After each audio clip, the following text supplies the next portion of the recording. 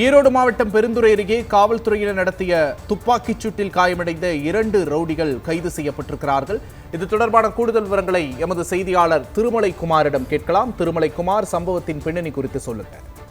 அதாவது நெல்லை மாவட்டம் களக்காடு அருகே நடந்த ஒரு கொலை சம்பவத்தில் இந்த சிவா என்ற சுப்பிரமணியன், முத்துமணிகண்டன் மற்றும் சூர்யா, வசந்தகுமார் உள்ளிட்ட 5 பேர் முக்கிய குற்றவாளிகளாக கருதப்படுறாங்க.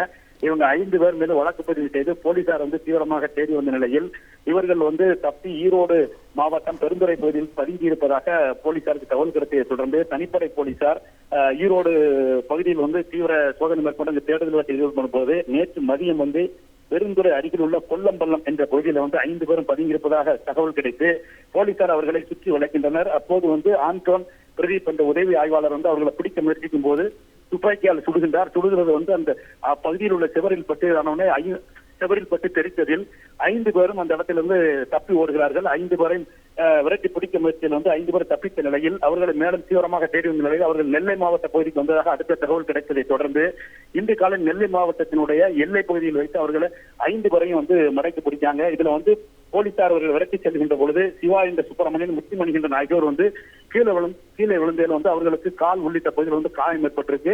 இதனைத் தொடர்ந்து இந்த 2 பேரையும் உடனடியாக பாளையங்கோட்டை அரசு மருத்துவமனையில் அனுமதிக்கப்பட்டு அவர்களுக்கு சிகிச்சை அளிக்கப்பட்டு வருகிறது. மேலும் இந்த வழக்கில் தொடர்புடைய முக்கிய குற்றவாளிகளான சூர்யா, வசந்தகுமார், பாண்டி ஆகிய 3 பேருமே கைது செய்யப்பட்டு தற்போது போலீசாருடைய கட்டுப்பாட்டில் இருக்கிறாங்க. மேலும் இருவரும் முக்கிய குற்றவாளி என்பதால் பாளையங்கோட்டை அரசு மருத்துவமனை சிகிச்சை அளிக்கக்கூடிய நிலையில் பாளையங்கோட்டை அரசு மருத்துவமனை பகுதியிலும் தீவிர போலீஸ் பாதுகாப்பு போடப்பட்டிருக்கிறது. மேலும் மற்ற 3 பேர்களிடமும் தனிப்படை போலீசார் மற்றும் போலீசார் தொடர்ந்து விசாரணை மேற்கொண்டு வருகின்றனர். காவல்துறையின் துப்பாக்கிச் சூட்டில் காயமடைந்து தப்பியோடிய ரவுடிகள் நெல்லையில் கைது செய்யப்பட்டிருக்கிறார்கள். அது தொடர்பான கூடுதல் விவரங்களை எமது செய்தியாளர் திருமலைக்குமார் வழங்க கேட்டோம்.